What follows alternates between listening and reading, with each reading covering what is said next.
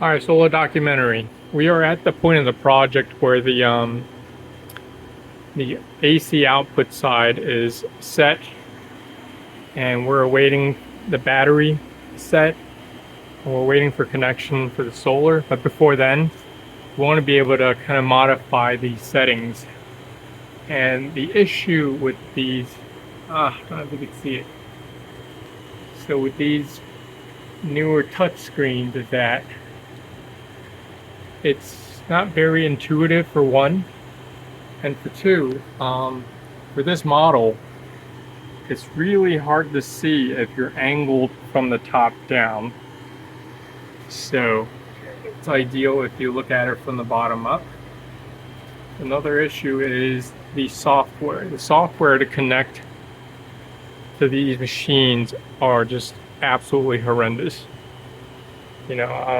They use this software called Watch Power or Solar Power, which is like a newer version, but they're equally as useless.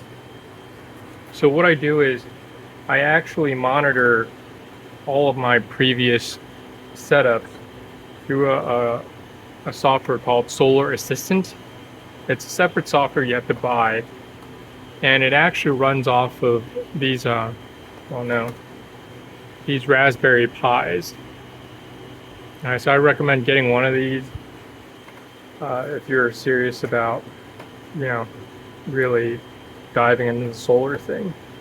In addition, you'll need a RS-232 cable along with this translator unit.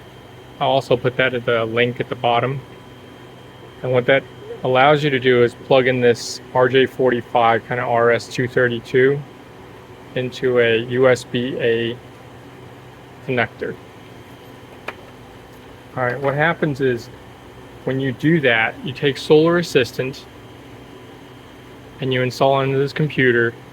You have this computer connect to this computer, the inverter computer, and then it serves as sort of like a concierge. It has better Wi-Fi reception and a more intuitive interface, and it's just better overall by 1,000%.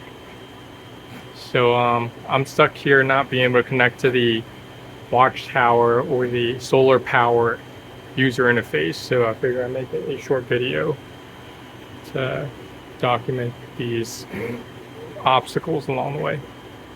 All right, more to come.